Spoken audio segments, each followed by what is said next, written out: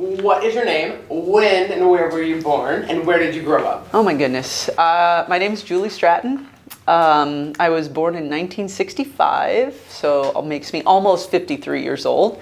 And I was born in Ottawa, Illinois, and raised pretty much in central and northern Illinois. We moved around a lot, so I had several different high schools. And You did? yeah, I went to college at Illinois State University and got my undergrad, and then my master's was at the University of Illinois Springfield campus. Okay. So, What did you study?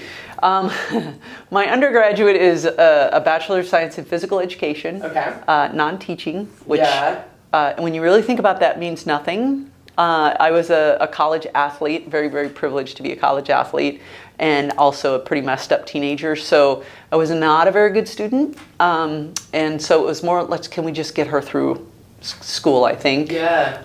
But then I went on and changed my life a bit and decided to go back to school and get a master's in, the program was Child Family Community Services with family therapy emphasis. So it's kind of, I call it a generic social work. We didn't have a social work program, but it would have been, it's the same, pretty much the same thing as social work and counseling. What kind of sport did you play in college? Basketball. Okay. Yeah, my first love. Played since I was like 13. So if my body could take it today, I'd still play. It's rough on the knees, isn't it? It's rough on the body. It's rough on the whole body, yeah. Yeah. Okay. So would you describe that area as urban or rural? Both, actually. Yeah. I spent K through 8 in the suburbs of Chicago, really, probably about an hour and a half outside, in Dundee, Carpentersville area. And so it was suburban, you know, but I would say that was pretty urban. Yeah, you go to the city, yeah. And then Springfield, Peoria, it's like Spokane. It's about 350,000, I think. And then Illinois State's in Bloomington Normal is fairly small, but surrounded a lot with rural. I spent my freshman, sophomore year in a very small farm town where there were 3 towns that made up my school. And so we had about 125 kids in my class. Then my junior year, Mom and I moved to Peoria, and I had 1,600 all of a sudden in my class. So it was pretty crazy. Yeah. Yeah. How come you guys were moving? Jobs or? Just, family changing, and my parents got divorced when I was 15, and that's what prompted us to move. We moved to Peoria mostly because the school I went to had a really, really good basketball program. And if I was going to get a scholarship, that was going to be probably the only way, is to really get noticed. And we ended up winning the state tournament my senior year, and I got offered a scholarship right after that. So I was very lucky. That's awesome. Yeah. Yeah.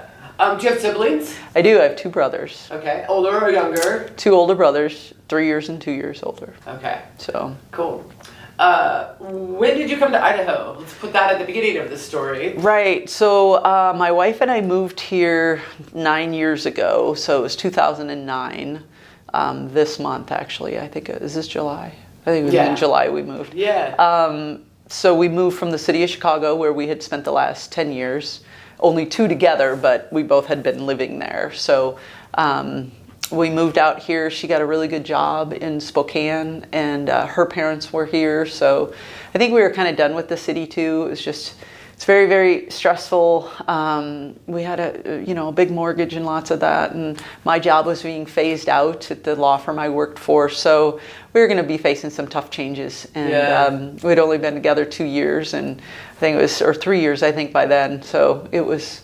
It was a good move. You don't need to stress out the relationship because of right. finance and Yeah, so, okay. But it was really, I tried to do a little research before we moved, knowing what we were getting into, and Have you been to Idaho before? Or we had, okay. Because her folks lived here, we'd come out in the summers. Well, fabulous in the summer. of course. So the lake it's very, very different visiting, and chilling by the lake every day, and kayaking in the morning, and having no responsibility, and eating and drinking, and coffee and all that stuff. So when we moved here, it was very different. Then I really started to feel what it was like to live in a place that I didn't see people like me. I didn't see other. Clearly, I identify as a lesbian and gender non-conforming or gender queer, transmasculine if you want, but masculine of center, any of those identities fit me. And so I was just like, after a few years, it got pretty bad for me. I didn't know if I could survive here. I was really struggling. I didn't have a sense of community. We really didn't have many friends. We had some friends, but I didn't feel like I was really connecting with them yet. And so it got to about 4 years into living here. And as I say, I felt like the big gay fish out of water. Yeah. Like, totally. I just begged my wife, can we please move? Can we please move? And we had started thinking about moving to Portland. I was really interested and I loved Portland. What's not to love about Portland when you're a gay person in North Idaho? Yeah. We lose a lot of people to Portland. Right. And, we really talked about it a lot. And finally she's, just said, I can't go. She has her dream job pretty much. And she worked for herself. And if I was going to go, I was going to have to go without her. Yeah. Or I was going to have to learn how to be happy living here. And that was really a turning point for me here. How many years was it? 4 years? About 4 years into it. 4 or 5 years into it, yeah. To feel that way, yeah. And my mom hadn't moved here, so I really did feel very isolated. We live in Post Falls on the prairie and on, big place. And so I'm used to living in a neighborhood in Chicago where my neighbors literally, their house is 6 feet from me. Mm-hmm. And now I'm on an acre in a neighborhood with predominantly older straight white people. And it was very challenging for me. So and you don't see diversity anywhere when you're driving, walking. No, yeah. I mean, in the city, it's like we lived in the gay neighborhood, and for 10 years I lived in the gay neighborhood. So, I played in all gay sports leagues, and we'd go to the cafe owned by the gay people. It was in that sense, though, it was very not isolated, but segregated too. Yeah, almost segregated. Yeah. So it was kind of an interesting now. The work that I'm doing now, in retrospect, it's like, oh, okay, that's a different type of segregation that I hear people talk about, but I was in the middle of it and didn't really think about it. Yeah. Because here inclusion is so important, because we don't have the infrastructure or the laws or anything, I don't think, to really segregate ourselves that way, nor do I think I don't personally want to anymore. So, so when I had that posed to me, like, how are you going to get happy? Well, first thing is I found a really good therapist to help me. So I'm a firm believer in therapy and counseling. For me, it was like, help me put my pieces of the puzzle together to figure out who I am here. Mm-hmm. I knew who I was there, but moving here was very different. So I did that, and then the next morning after my conversation with my wife, I called these two friends who we kind of knew but didn't really know. And I was like, we have to get to know them better then, because I liked them, but I kind of was 1 foot in, 1 foot out for quite a while. And when I make a decision, I'm all in. Yeah, you didn't want to commit, though. Yeah. That was because then I'm like, well, I'm out of here. So and why bother? That decision was, I was all in. And then I'm like, okay, I want to get to know these two because I really enjoyed them. And so then they've kind of become our best friends, and we travel together and we do stuff together. And cool. We're actually going back to Chicago. The 4 of us are going in September. So that'll be kind of fun to show them around and let them experience it. But so that's kind of what led me into just figuring out how to build community. I'd never done this before. I mean, I was a basketball coach, and I've built teams before, but it's really different doing activist work. Well, okay, so describe. Let's go this history first, and then we'll go to your personal history. Yeah. I mean, I'm really interested in what did you see when you came to North Idaho looking for community? Nothing. I really didn't. I knew that there was a GSA at the college, and so I contacted them. Actually, it's funny, I was sitting in my kitchen in Chicago and doing, my search was gay life in Coeur d'Alene. Yeah. Well, nothing came up, and then I'm like, just gay North Idaho, and Richard Butler came up, the Aryan Nations, and then some big scandalous thing happening at one of the high schools about they tried to do a GSA and they couldn't, and all this stuff. And I'm just reading this hateful stuff. Yeah. And we had already committed to move, and I'm like, oh my gosh. Why didn't I do this before? Yeah. So, but I found this woman's name. Her name's Linda Michael, and she's a very, very dear person to me. And I called her out of the blue and said, your name came up on the GSA website at North Idaho College, and at the time, my partner and I are moving, and I'm scared. Can you tell me anything? Do you know? Yeah. And she was wonderful and talked with me on the phone and said, here's a friend of mine to call that she knew and who was gay. And so when Amy came out for her final interview, they actually met us for dinner. And so that was kind of cool. That's a nice welcome. Yeah. And then when we moved here, the first person I reached out to was the person at NIC, Linda. And then, tried to get involved with the GSA, but kind of felt weird because it was college. And that took a couple years. And then I came back and I was actually helped out for a couple years as an advisor and just hung out. And I really enjoyed it for a while. And so then I stepped away from that. And then part of finding community, I literally just did a search for like LGBT groups to start. Yeah. PFLAG came up. I'd never heard of PFLAG. I didn't know what it was. And I'm like, okay, well, then I found there was one in Spokane. And so I called them and I showed up. And I showed up at their Christmas party. And Rose Wardian is a dear friend of mine. And I just started crying. Wow. Because I felt like I was home. I mean, truly, just to see allies and gay people. And honestly, I don't even think I knew the word ally. Yeah, really. Because I didn't have to. No, you didn't need one. Yeah, I was just like, there were just people who were like, we don't care, you're good. Yeah. And so I started going to that group, and then people started asking me if they could come along, and I'm like, sure. So pretty soon we have a carload, and people are like, well, why don't we just start one? And I'm like, okay. So about 5-6 months later, we started the one back up here because there was one here about 20 years ago. Oh, wow. But it had been dormant. Kids, it was really parents getting together to help figure out how to keep their kids safe through high school. Kids went away and parents kind of disbanded. And so this flavor was much different. It really was many more LGBT people coming together.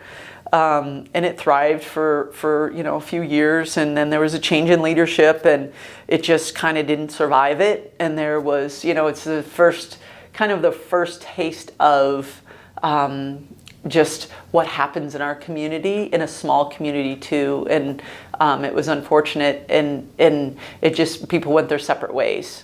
And at that same time, I had gotten this activism bug and was being seen as a leader, and I do a lot of education, so I teach and stuff like that.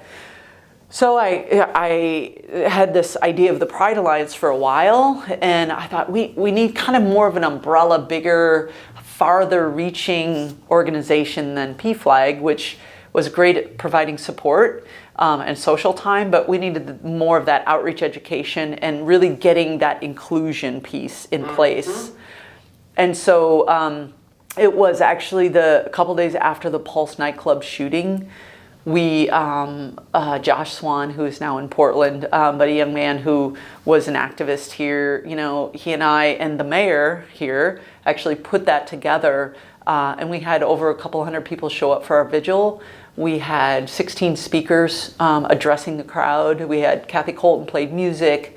Our mayor is just so supportive and wanting everyone to feel safe in his city.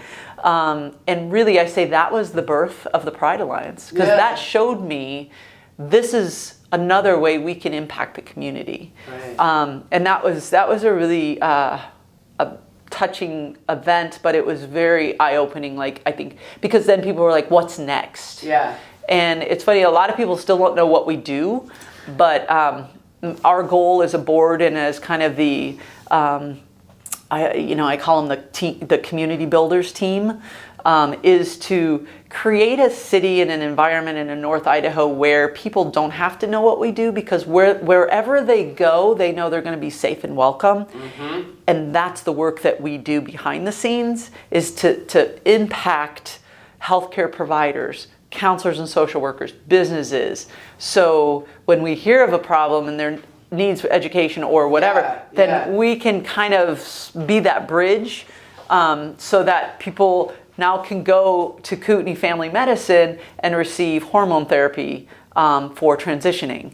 And 4 years ago, they could not because there was no, and that's kudos to family medicine because they had a couple people who really wanted and were interested in, and I did a couple trainings and then they took off. Like, I feel like I just helped open the door a little bit further, but then they took off. So, but that's the impact I think that our organization now can have.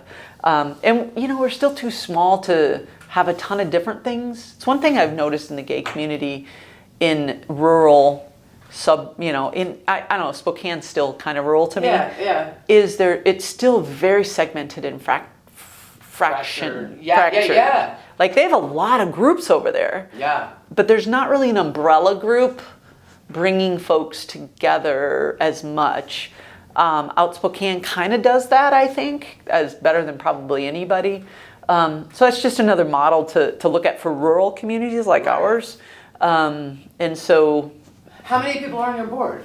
We have 6 on our board right now. I think we're adding 2. So, and I rotated off of the board as kind of the founder and president into the executive director's role because I do more of the day-to-day outreach. But we are an all-volunteer organization. A lot of people think, you know, it is my job, well, but you work a lot on it, but you're not getting paid for it. No, I'm not getting paid for it. And you know, it's just, my time will come where it's time to step away for whatever reason. And it's just really, and I learned a lot through the PFLAG,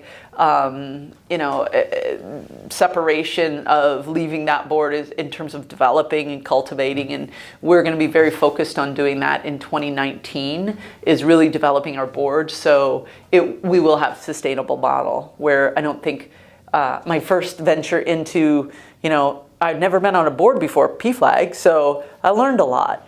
And it was very painful, but I learned a lot. But there was also some really incredible highs that came out of that few years where, you know, people felt safer. They came out, they met people. We impacted the community. We marched, and our first parade was the St. Patrick's Day parade. Cool. Because nobody goes to St. Patrick's Day parade. Oh, so then that'd be okay. Exactly. So we thought, we're not, well, okay, this is good. This is good. This is about green beer, right? Yeah. So, but I think the visibility is almost more important in places like this than Chicago or New York or San Francisco, you know? Right. Because the fight isn't as hard there. Yeah, that's what it feels like, honestly. So that's why I wanted to ask you to kind of compare, like, what your life was like in Chicago versus here. Right. Well, in my story in Chicago is kind of interesting a little bit. It was different because when I moved there from Springfield, Illinois, I was married in a heterosexual marriage to a man who actually happened to be gay also. But so we got together and both of us identified as gay, and then it's always, I'm just like, still sometimes scratch my head. I'm like, I don't know. It worked until Did you meet in college? No. And he was a bit older than me. We worked together. Okay. And you know, we hit it off, and it was real for what it was. And I tell people it worked until it didn't, and then when it didn't, it just didn't. And I needed to leave. It wasn't like either of you were trying to pass. No. No, and I knew. It's like I think I struggled still, even through the marriage. The thing is, when we met, got engaged, got married, everyone was so happy. And it was so much easier than even my poor mom having to describe my roommate to my grandma. You know, when I was with a woman, it was my roommate. And then, you know, it just seemed everyone just relaxed around, here's this guy. Even if they didn't like him 100%, because for whatever reason. I mean, he was a good guy, but it was still, he was a guy, and that was the expectations. And Springfield, Illinois is a lot like here, I think. Yeah. Conservative, religious? Was there religion in your family? Not really. No, okay. I converted to Catholicism actually after my grandmother died. Really? It was one of those. I was married to my husband at the time, who was Catholic, and it was just, I was searching. I was struggling with her death, and we were very close. And it was like, I needed something. And it made sense. Where I went to church made sense because they were very much into social justice. And I'm like, yes. So, so anyway, so it was kind of, when we moved to Chicago, coincidentally moved to the gay men's neighborhood in, Boys Town, I was with him. And I always felt just much more comfortable out by myself and doing me, kind of thing. And so I knew, I knew inside of me deeply, I've been gay my whole life. I came out to myself, came out when I was 15. You did? But I'm pretty sure I knew when I was probably about 12. Do you have a defining memory from 12? Only this good friend of mine who I just, we were best friends, and I just really had a crush on her, and I know that's what it is now. I didn't know what it was then. But I also had a boyfriend, but that was more just like, we're there. But 15 is young. 15 was relatively young. That was, that was when I had my first relationship with a girl in high school. But I know before that I was confused as heck. I was just confused because who did you come out to first? That's an interesting question. Because here's my problem: is you have to come out all the time. It's like a continual process, and it's kind of fucking annoying because straight people don't do it. So, how do you feel about that? Yeah. Who did you come out to first? Why? And then, tell me about this continual coming out. So, I think probably some friends. Obviously, my girlfriend I came out to first, and I was like, "Oh, yay, good." And then I think some friends, and I actually don't remember talking specifically openly with my mom, but she knew, but we didn't talk about it. At that point, I was I didn't really openly talk about it with my father, but we were starting to become pretty estranged. And, our relationship wasn't great anyway, and my brothers weren't in my life, and they haven't been for quite some time. And I never came out to my grandparents. That was one of those, I'm like, should I tell them? No, I don't think so. I had this roommate. So we just, in my family, we just didn't really talk about it. And I'll come back, but fast forward, my mom was really sick about 4 years ago, and she was in the hospital, and it was one of those defining moments. If there's anything we need to talk about moments, let's do it. And she said that. And the only thing that I really still had on my mind with her was, why didn't we ever talk about me being gay when I was young? And it was like, I think when you come out, and I don't think it matters what age, it is all encompassing for a while. Like that piece of your identity is just all of you for a while. Well, it's like raw and I'm vulnerable. Very much. And so at 15, and I was drinking, kind of hidden drinking and stuff. So I was trying not to flunk out of school. And so I asked my mom that question, and her reply was great, because she just said, "Oh, honey, it never occurred to me really to talk about it, because there were so many things happening." She was working 3 jobs to put food on our table, to keep us a roof over our head. She said, I was trying to make sure you were in school, that you had what you needed and wanted, that you were happy. Like, that never occurred to her. And as a 15-year-old, of course, I'm self-absorbed, and that's like, what do you mean? It's all about me, right?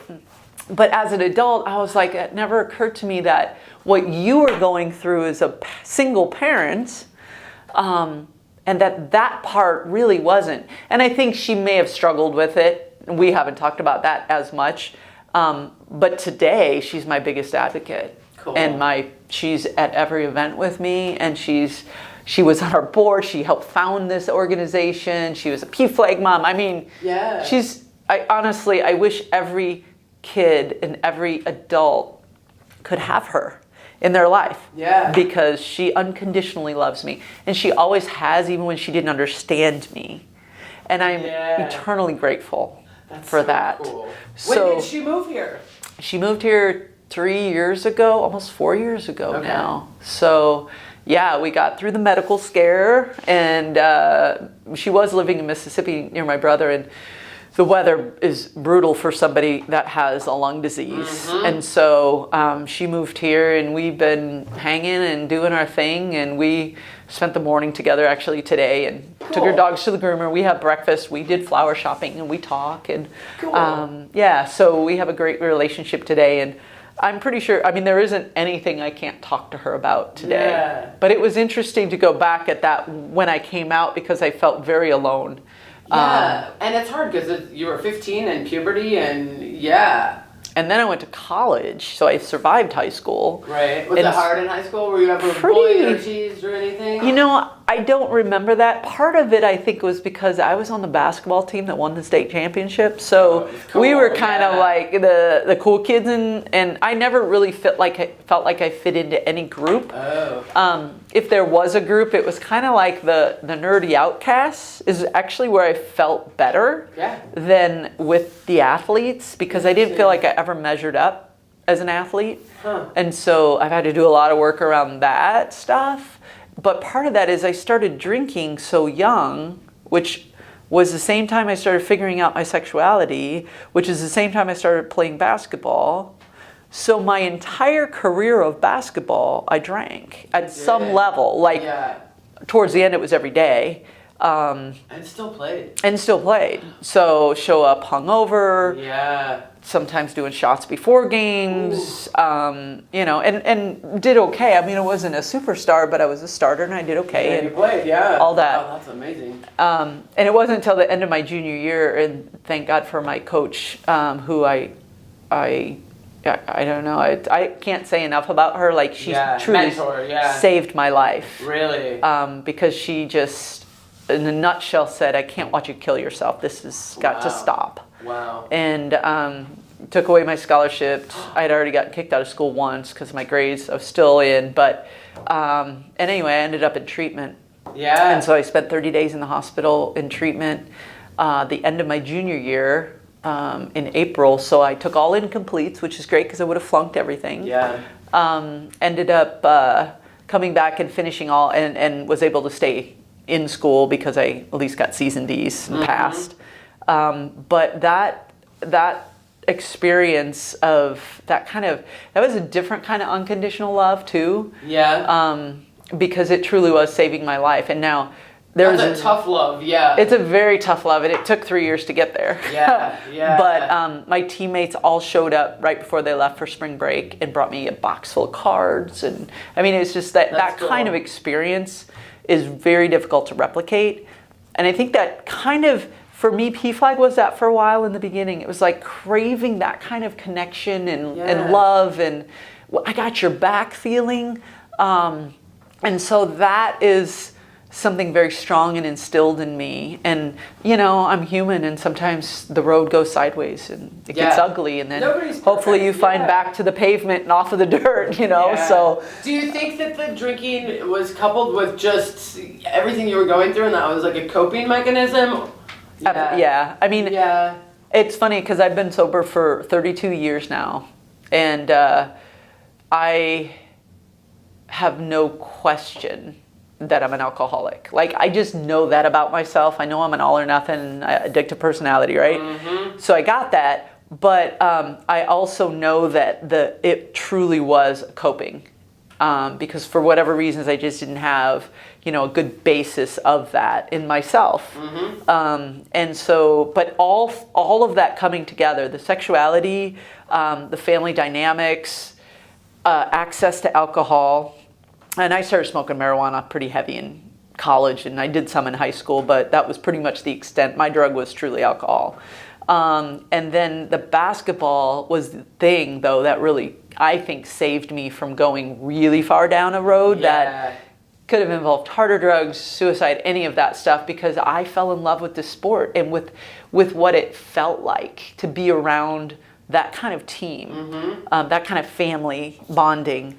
And it no question saved my life. Wow. And then in college, I was as out is, to the much dismay of my coaches. They would joke. Really? Interesting. There was a big joke about leaving me in Berkeley. We played out at University of California, Berkeley, and we went into San Francisco. And that trip, and I think I was a sophomore maybe, because we had played Long Beach. No, maybe it was my freshman year, Long Beach, Berkeley. Anyway, can we just leave her here? Like, she just fits in better here. Yeah. And I would have been like, yeah. But you were out in high school. Yeah, but not out. Yeah. Not out and proud. No. Yeah. And the idea of a GSA, I'm like, what? Like, that would have been amazing. Yeah. So what resources did you have as a kid? None. What models or messages did you have about LGBTQ people? None. Except I remember the men in my family making fun of gay men. That's it. Yeah. Really. So horrible. And I've got, well, I guess the bullying piece for me was, since I've been tiny, I always joke about just shrink me down, and that's pretty much been me my whole life, as, you know, a tomboy. Yeah. So being bullied around that is where I was bullied as a young person, because I didn't know sexuality until probably I was like 13. I started to figure out, oh, okay. Yeah, because that's one of my questions, is like, what other aspects of identity, because you're not defined by sexuality, right? Right. So, like, what other aspects? So your height, like, it was part of your identity. Right. Yeah. Right.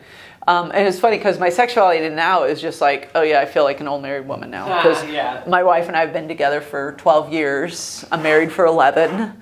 And then I always have to say, well, in the eyes of the law, for however many since the Supreme Court. Yeah. So now I'm just kind of like, I don't even really think about sexual orientation. Even here, I always say I'm pretty low on the food chain. Like, people really don't care about a 53-year-old lesbian. Yeah. But they do care about a transgender person. They do care about gay men. Their targets are much bigger. Yeah, why is that? Here? Is it here or everywhere? I think, well, my experience has been here. It certainly wasn't that in Chicago. But I just think it's this generalized fear of the stigma, stereotypes associated with it. Yeah. And what the mass media has portrayed over time, especially going back to the late 70s with gay men, they've had a bad rap, since then, really. Yeah. And transgender folks, people are afraid because they don't understand, and they don't, they can't wrap their brain around the idea that somebody would be not what they were born. Well, and that they don't understand the science of it, really. No, and some people don't want to know. Other people really are curious to the point where, please educate me, and those become our good allies, because they just need to know, and actually they just need to sit across from a willing and open trans person, like our friend you talked to this morning, and say, can I ask some questions? Because I want to understand. But that's an incredible amount of pressure to put on a person.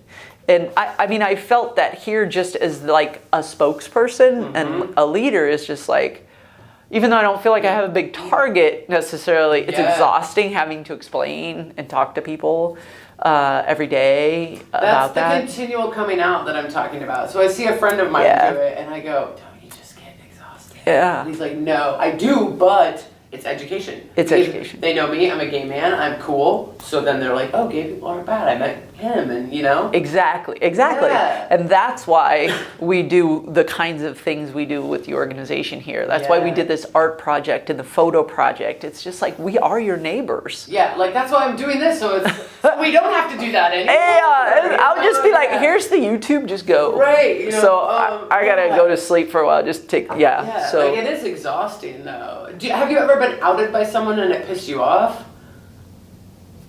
Not that I may have, not that I can remember, honestly. Good. Because that part hasn't ever, and I think I attribute that a lot to getting sober in the process of learning about myself and coming to terms with my totality. And like I said, good therapy and stuff. It's like, I'm pretty much like, in all my good and all my bad, I am just me. And it's taken me this long though to really just be like warts and all, because I wish I could keep this stuff in the shadow, but as soon as I bring some of the negative into the shadow, it's not a negative anymore, it's just part of. And so the outing thing, I probably out myself first just because of how I look. Okay. I mean, but the interesting, it's like the discrimination or the harassment that I get today. Do you still get it? To this day is I'm either branded or called a dyke because I'm that butch person, or I'm a faggot because people see me as a man, a gay man. People call you faggot. Oh yeah. Oh yeah. How often? Often?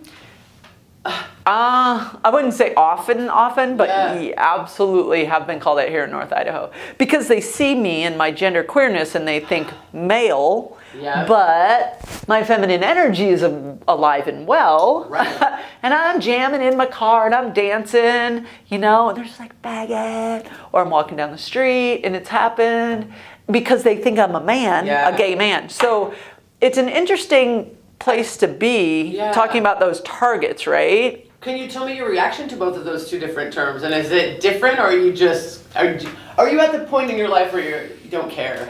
I'm at the point where I'm just like, you're an idiot. Yeah, good. I mean, more of that. Yeah. Because I still am really I'm still sensitive about misgendering, because I think it's important to call people out to say, no, I can have a vagina and dress androgynous and look androgynous and still be a woman or a masculine woman or whatever. Right. So I think it's important to call people out on that, because then they hopefully can broaden their view of what it means to be this or what it means to be this. So pronouns are important because people use them as slurs purposefully, misuse them rather. And so I do try to correct people with pronouns when I have the energy, but that's another one of those energy things. It's exhausting. And then it happened actually the last month in a public restroom in a new space here that I go to a lot, where there's a great coffee shop. And I was in the bathroom washing my hands, and a woman comes in and I get this reaction, right? And then she literally ran out, and I see her kind of looking at the side. Peeks back in the door. Meanwhile, and I was probably dressed similar. I love these hats. I'm like, and I'm drying my hands, and I'm just waiting for her. And she came in, and I was like, "You're in the right place." You said that. Yeah. And she's just like, "Is this the women's?" I'm like, "You're in the right place." And I kept saying that, and she goes, "I'm confused." I said, "I understand. It's confusing. I'm a woman, but I look more masculine." So I had the energy that day, and then, no, I think before I said that, I said, do you really want to have the conversation now?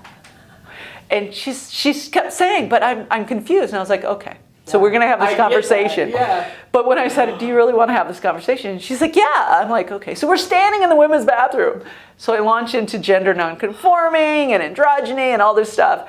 And then she's just like fascinated. And then she tells me her name. She goes, well, I had this experience once where I actually walked into the men's bathroom, and I've been mortified ever since. So I was thinking, okay, I'm going to give you a little benefit. It's more maybe about you in your experience than it is about me. Yeah. But I always take it really personal. And I'm thinking, this was a good lesson for me in there. I need to allow people to own their shit. Yeah. So anyway, she ends up extending her hand, introducing herself, shaking and saying thank you, and went into the stall. And I'm like, that was the weirdest exchange. I'm like, you really want to do this now? Like bathrooms are just weird. Yeah. But the bathroom thing, every day. In fact, here I came to the library and I had a choice, so I went in the family bathroom. Because I was low energy, I'm like, I don't want to deal with anybody freaking out. Wow. But no, literally that happens on a daily basis because I'm in the community so much. Yeah. And so one of our projects is to identify where we can create gender neutral bathrms in the city. Yes. And so that's a 2019-2020 project. Yeah. And we have some businesses who are totally on board, and good. We'll find some money and we'll say, here's a sign. And it makes people like me a lot happier. So wow, oh god, that's just so annoying. So that's the kind, and so as an adult, still get bullied around that. And but they're still like name calling on the street or when you're driving. Yeah. And I just sometimes, if I really feel rude, I'm like, I have a vagina and I know where I'm supposed to be. Yeah. And because I don't even know what else to say about that. Yeah, what do you say? But that's the kind of mentality that needs to change. Right. Yeah. Oh my God. Okay. So tell me, so college, then rehab, then career. Then back to school. Back to school, okay, for the graduate. I got sober and I'm like, okay, what am I going to do with my life? Right. I have a non-teaching degree and I didn't really want to teach. And movement's always been really important to me. Yeah. And just being in my body and thus athletics worked really well for me. And I was always a really active kid, like sit still, hands to yourself, sit still. That was always on my report card. She can't sit still, she touches everything and everyone. I'm like, I know. I still do that. So then 2 years after I got sober, I met this guy and we ended up getting married. I think it was 4 years because I was 24 when we got married. Okay. So, and then in that short, like right in the beginning, I went back to school, got my master's degree. And then I worked in child welfare for about 8 years. Social work? Social work and counseling. So there was a program, it was called Family First, and we would go in, it was really an intensive in-home program, last ditch effort before foster care. So there was abuse going on or high risk. Mm-hmm. We went in as a team. I did the therapy, and then I had a caseworker doing like case management, resource stuff. And then up to 5 days a week we could eat. In the city too? No, this was in Springfield, so this was very rural. I could spend 10 hours a day and 8 of it on the road. Wow. The county spread was like here. Yeah. It'd be like going to Silver Valley or going up to Bonner's Ferry. Mm-hmm. That would be my day. Going into trailers, with no air conditioning and 100 degrees and kids and babies and failure to thrive. And so I spent most of my social work career doing child abuse and neglect and then some private counseling and stuff. And honestly, I just got burned out, and I don't think I was the most healthy to be doing that. Yeah. Early sober. Well, talk about what a relapse, right? Did you relapse? No, No, you didn't. That's amazing. Good job. So, and then, the whole marriage thing was safe, but still a little confused. Yeah. And like, this was really a problem. Did you guys break up amicably? Yeah, pretty much. Good. Yeah. In fact, no children? No children. Okay. I didn't really want children until I met Amy. Yeah. And by then, we were kind of into a life. I was like, then I work with kids, so it's like, or teenagers and stuff. I'm like, we've had a lot of kids. So we have 2 fur babies, our dogs. That's good. But so I, we actually went to San Francisco on a vacation, the only vacation we really went on because I won tickets from my law firm I was working at. Yeah. And I had no feelings for him whatsoever, and I was looking at all the girls. So I knew it was over, and we got home, and I just said, I'm not happy. And he said, do you want a divorce? Which shocked me. And I'm like, yeah. And I'm like, I'm so gay. I really have to just be gay. Yeah. And he's like, I know. He's like, but you can be gay and still be married. And I think that was his desperate, How was his family? Accepting or no? Pretty strict Nazarene, so they didn't know me any other way than his wife. So I don't know how it was for him after, he came back out too. I'm like, I just want you to come out and be happy too. And so he ended up doing that. So it was pretty amicable. We ended up living in the same apartment building for a couple years. Yeah. How did you meet Amy? And then, so I met Amy online, which is it's hilarious in a way, because there was a gay dating site in Chicago, and so that's what we met on. I can't even remember what it was called, but it was, LGBT, and one of my criterias was a non-drinker. One of her criterias was a non-smoker. Well, I just quit smoking like 2 weeks prior. So I could honestly say, I was through the icky part of not smoking, and all of that stuff. So she was not available at the time, and I was trying to see if somebody else wanted to date. Well, that person wasn't available because those two were dating. Oh, funny. So anyway, it didn't work out. So we ended up getting together for coffee in her neighborhood, and our first date was like a 5-hour coffee date. Wow. So I'm like, well, you want to have dinner? And she's like, let's see how coffee goes first. So then But it was kind of a love at first then, if coffee lasted 5 hours. I think so. Yeah, I really cool. think so. And yeah, met at this great little coffee shop in a neighborhood that we ended up building a house in and getting married in. And, Yeah. So you got married when? September, well, it's been 11 years, so 2000, what is that, six? 6? Okay. Oh yeah, because it'll be 12 years this So year. it was legal in Illinois? No, so when I say we got married, we had a friend of ours who's a pastor. He did the ceremony. Okay. We committed ourselves to each other in front of our family and friends. It was our wedding. Yeah. It was our wedding. And that's one of those things about being gay. That's a pain in the ass. So explain, having to explain, because I get that question. Well, I know, because I think right. Especially Idaho, because people were like going to Washington or going to Oregon. Exactly. Yeah. So I was like, no, we had a domestic partnership. We were registered with Cook County, which meant nothing, but it was nice. It was a recognition at least. Yeah. But it didn't afford us any protections or whatever.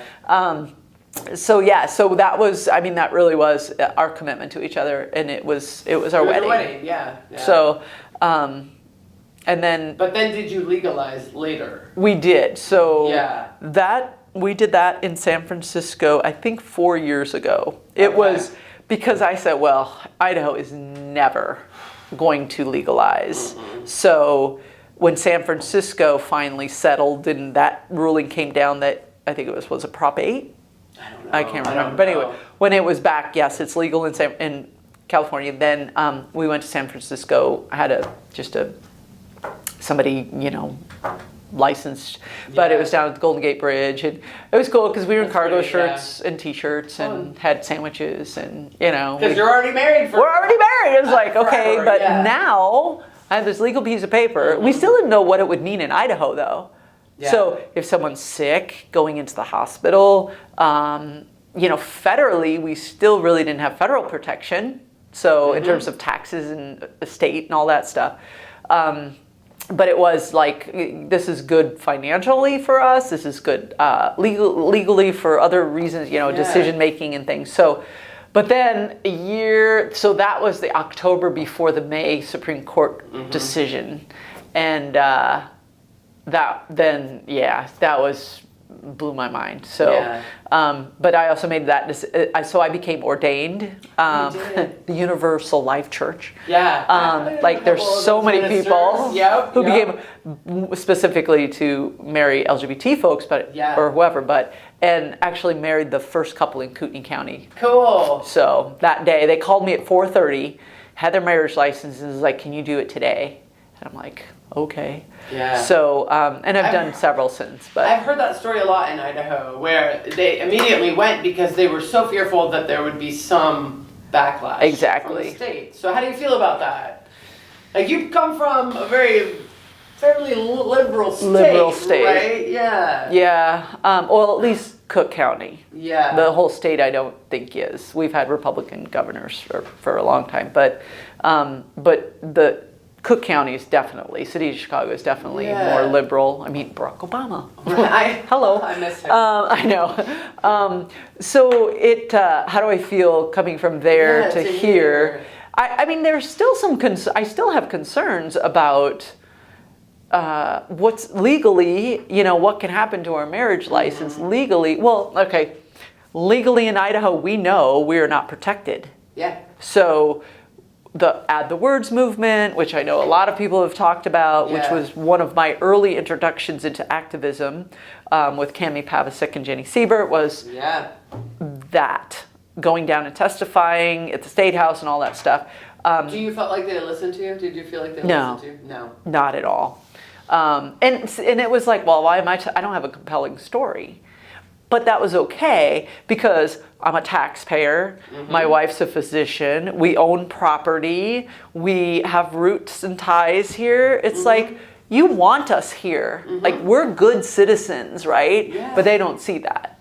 So no, but it was truly, and then I think I went home for 2 weeks and stayed at home. It was such a difficult coming out of that process. Yeah. But I met some really awesome people that are friends today. So, yeah. But because of the legal landscape without legal protection for LGBT folks, I am concerned in general what's going to happen. Mm-hmm. But I'm not a cynic, so I can't believe that it would last. Yeah. And so that's where I'm like, but I didn't think Trump would get elected either, but he is. And there's only so much I can do about that, but I know I can take care of my backyard.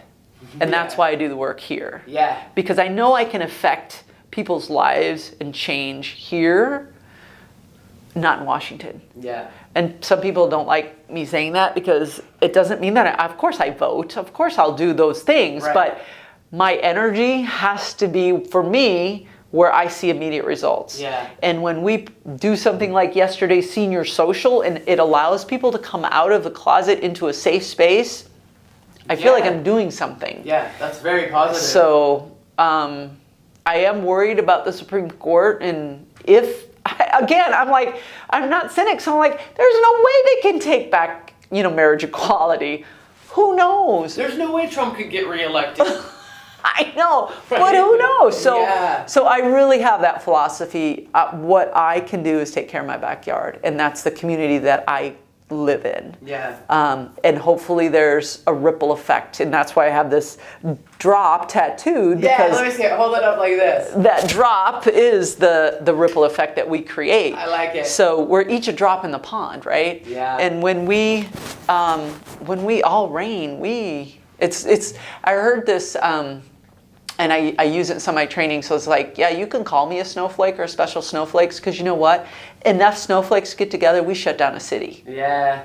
And that's a really powerful image for me, because I'm like, like alone, we're very fragile, right? And we can melt and go away quick. Yeah. But together, holy cow, we're power. very powerful. So I kind of like that. That's cool. That image. Yeah. I think I lost my mic. Uh-oh. You might have to edit. Okay. I can edit. I can edit that. Not a problem. Yeah, I don't know how to do that. There we go. There we go. So you're talking with my hands, yeah. Yeah. I talk with my hands when I teach, and I just it's usually for performance or something. Just be outrageous. Yeah. Oh God. Okay. I want to make sure that I get like the questions. You kind of touch on that. Do you know anybody that's ever been a victim of a hate crime? Because that's kind of what inspired this project for me. It was just the discuss with the 4 words, and thankful that we have federal legislation. Right. Yeah. Do you know people that have been victims of violence? I mean, I know. I mean, I hear a lot of stories about the incredible bullying, even adult stories that raise to the level of non-physical violence, but it's very violent to me. The language people use on LGBT community, to me, that's violence. Yeah. So I used to think violence is just you punch somebody or you physically hurt somebody, but violence to me is any attack on the spirit. And so, all you have to, show up at Pride. Yeah. Show up at Pride in Spokane and see all those preachers, street preachers. We've had our 3rd Pride event here, and we have had no issues whatsoever at our event. Then around the resort, the Pride Cruise from the Out Spokane puts on, every year they have protesters. And it's still interesting to me, I think because we're only 3 years old, and we have our flags flying, but I still don't think they know what we are over there in that part of the park with all the tents and booths and everything and food, and everybody's happy, their kids running around. How could that be gay people? Versus, adults are boarding this cruise. Some of them, don't have their shirts on. It's hot, whatever. They're going to drink. They're going to have a good time. They're going to dance. It's a DJ party. Yeah. So there's a stigma that brings out that violence in the words. I know a lot of people who do not feel safe walking. So there's this perceived stress that we all are under on it always. Constantly hypervigilant. And I know I have that. I have that hypervigilance in this town. Walking down Sherman Avenue in front of certain places, I'm very uncomfortable, whether I'm alone or I hesitate to hold Amy's hand. And Amy and I are always holding hands. She's my wife. I love her, right? So why wouldn't I hold her hand? Yeah. Why does it have to be different for me? Yeah. But there are some places I don't feel comfortable because of the looks we get, because people will look and then, talk. Yeah. I have had people say things loud enough to hear them, that kind of stuff. But the perceived stress of nobody's actually gotten up, slammed me on the ground, called me a dyke, wanted to punch me in the face, that hasn't happened. But that doesn't mean that I don't think about that happening every time I walk down the street. It's kind of like the bathroom. I think about that every time I go in the bathroom. Is somebody going to physically attack me, even though it hasn't happened? Yeah. But I've had people yell at me. I've had women yell at me. And then I've had people just kind of like give me a look and then be like, oh, okay. Oh. So there is that perceived stress that I think most LGBT people live with, especially in rural areas, and especially in Idaho. But in Washington, it's no different. There are plenty of places in Washington and Oregon it's no different. Yeah. Did I feel that in Chicago? Not so much. Yeah. I mean, we just were in Vancouver, BC, and I felt like I could go anywhere and be myself. I'm in Portland, and I can go anywhere and be myself. Yeah. It's not about my identity. It's gonna be really weird to get noticed in Portland. Yeah. So, and I don't think I've out there. Yeah. I'm not there yet. So, no. Yeah. So I think that's a thing when we talk about violence in our community. There is a real violence that occurs that is physical, that we know, especially trans women of color are being murdered like no other group in our community, and it's got to stop somehow, some way. People are being killed, but I think we also just have to recognize and have in the dialogue about that perceived stress that we all have and carry with us. Yeah. Because over the long term, that's what contributes to our health problems, mental health problems, physical health, our relationships. Yeah. And and it's and then we internalize that homophobia. We internalize that as it's my fault. Yeah. And it's not. I know. So what's the answer? I want you to tell me the answer because I've been asking everybody, like, come on, how do we fix this? How do we make people just accept people for who they are, accept diversity, be open-minded, mind your own goddamn business? I mean, whatever. Right. Is it voting? Is it education? It's all of these things. I mean, what's important to you? It is all of those things. But what's important to me, and that's going back to kind of my own backyard piece, is I truly believe, and this is the PFLAG model that I will never dispute, we change hearts and minds one story at a time. That's why this project is so important. That's why me having coffee with many different people. That's why doing training and having people come in and tell their story. And I do a ton of education in the community. And when I don't have a live person, I have somebody else's. I have a great compilation of individual stories because it's important to hear from different faces, different gender identities, different races, different ethnicities, religions. I'm just one person standing there with privilege telling you my story. Very different than hearing from a Hispanic woman or a trans woman of color or whatever. So I think that my solution in my world, what I truly believe in is we just have to be able to have conversations with people. And as somebody had taught me once about organizing is you've got these people who are already in your pocket. They know you and they're support you. They're our super allies, right? You got this little group over here. Then you have this little group of haters that no matter how much coffee I pour down, we're not going to change their mind. They're just going to believe what they're going to believe. But we have this entire group in the middle that just wants to know. Yeah. And so it goes back to just, I have questions. I need to know your story because it's very much against what I believe and what I was taught to believe. So I always open in my trainings and we do this self-exploration about what's the first memories and messages you received about this group. Who did you receive those from? Right. And do you believe those today? did something happen to change those beliefs? And then they get to really think about that. And so those are the kinds of conversations I've had. I do a lot of interviews with students for papers, diversity classes, right? They have to go find their queer person to interview. And I had one at first. I was really nervous because he came out to me as former Aryan Nation skinhead. Whoa. And I'm like taking deep breaths. And I'm like, whoa, like, are you packing a gun? It's Idaho, right? Exactly. Wow. And he's in the social work program. And the first time I met him was 2 years prior. He sat like this through an entire mandatory training. And I thought, oh boy. And this is the guy that wanted to interview me for this class.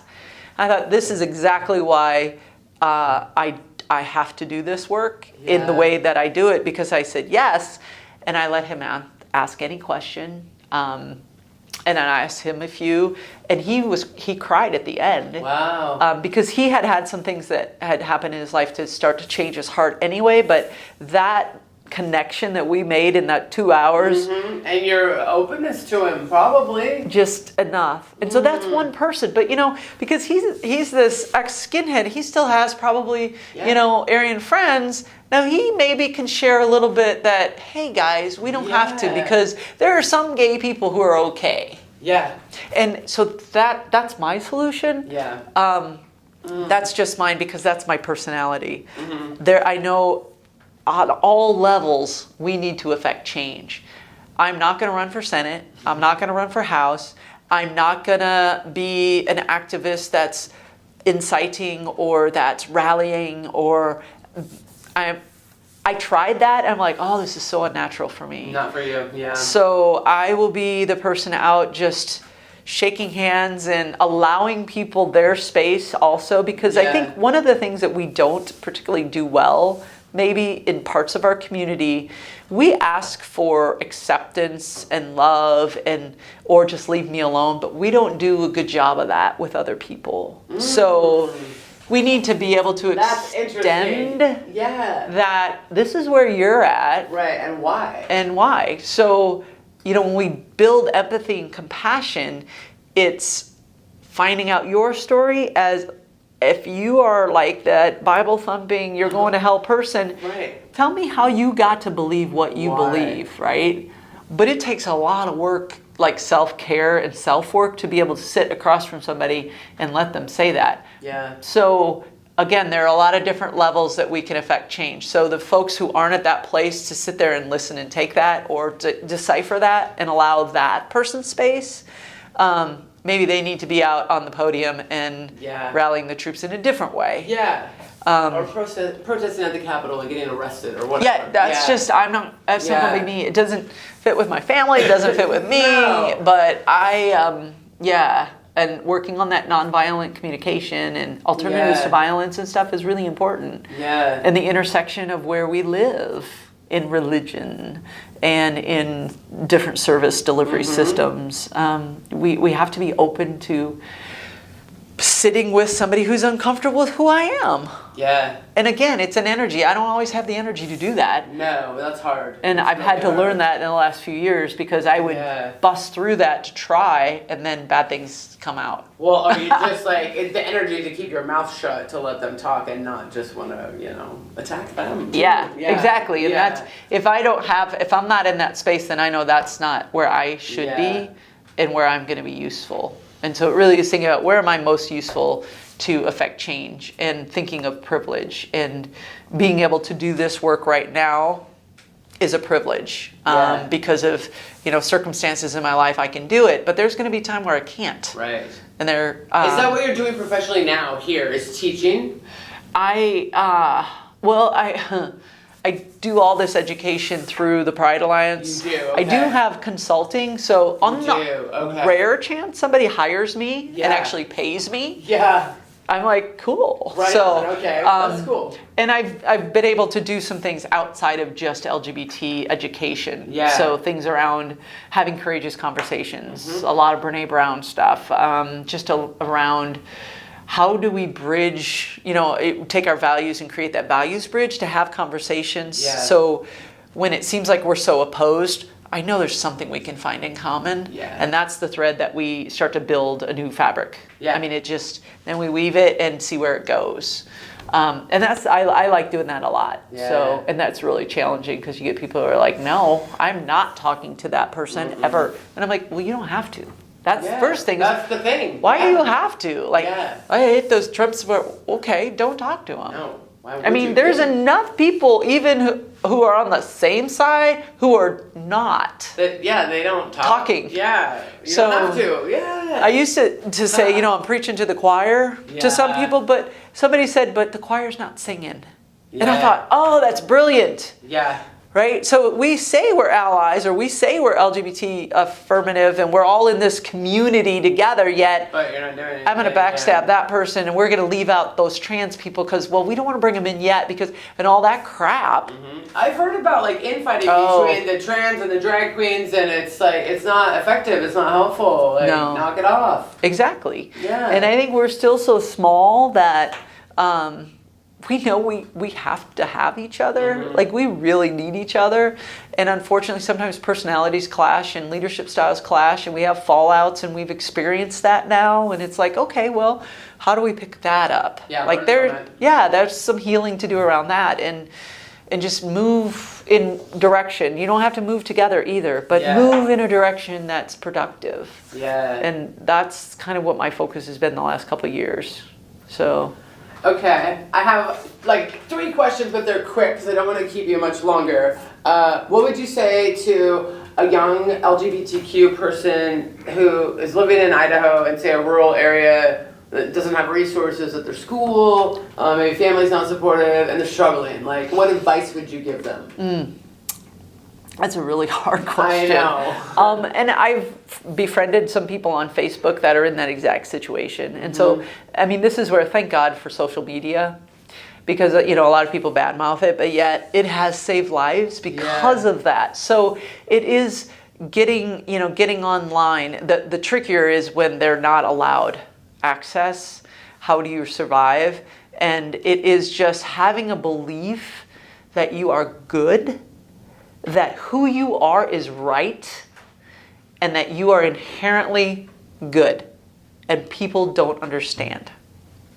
And so it's really nice words to some kids that are struggling, but inherently you are worthy, you are good. It truly is learning that language that they've never learned. And it takes an adult who can just say, I love you for being a human being, for God's sake, and use that social media to the fullest extent with good, solid, healthy people.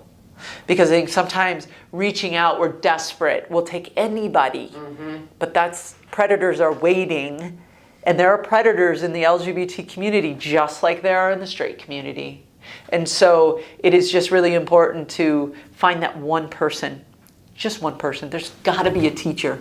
Yeah. There's got to be a teacher who will affirm you. And that's, until you can do it yourself, you've just got to find that one person to tell your truth, because it's your truth.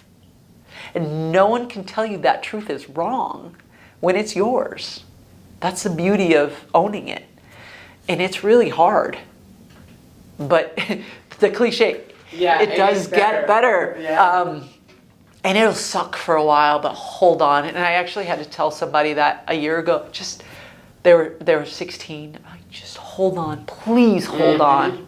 We'll chat. I hooked them up with a whole bunch of other people and trans people because they were trans and struggling. And I'm like, please hold on. Yeah, wait. And that who you are is not wrong.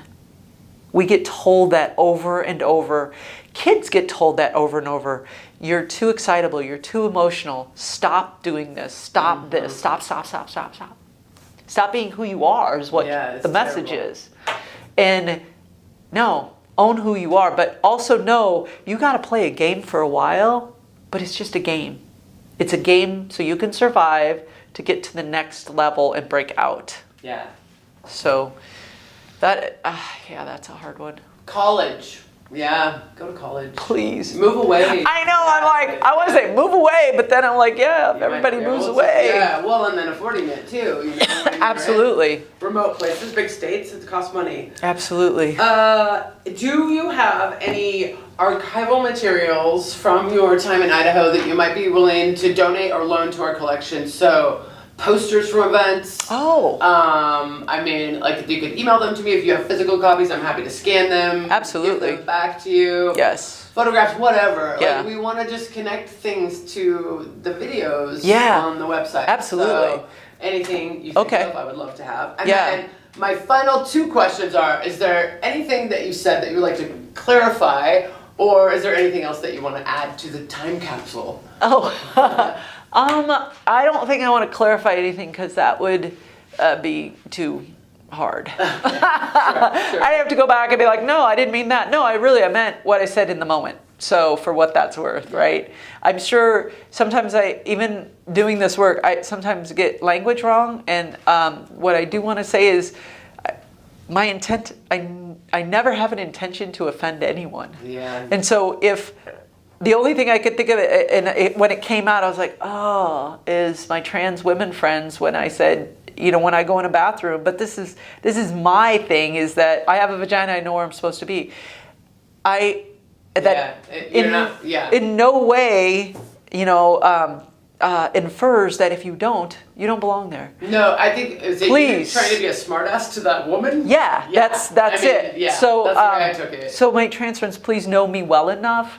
But as soon as I said it, I thought, I don't want that to be misunderstood. Yeah. But that's my piece I have to deal with as a gender nonconforming person. So that's different. We all have those different struggle, you know, we forks. So no, I just, it's been an interesting ride, and living here, I know I'm going to be here for a while till my wife retires, so I don't know how long I'll be doing activism work because there are other things I want to do. Yeah. I had a health coach certificate for a while that I never got to use because I got too involved, and I want to do that again. And really, I want to focus, especially with trans community, and if somebody wants to, you know, do stuff with their body and they need somebody who can just let them be in their physicalness.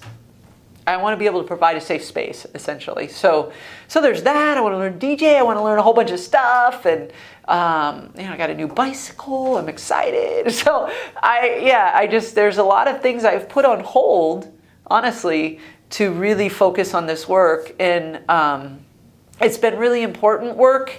And I know I'll keep doing it, but there are so many people involved now that I am so grateful for, you know, the board of directors in particular at the Pride Alliance, but just all of my friends who I've gotten to know over the years who take a chunk of this because they're visible.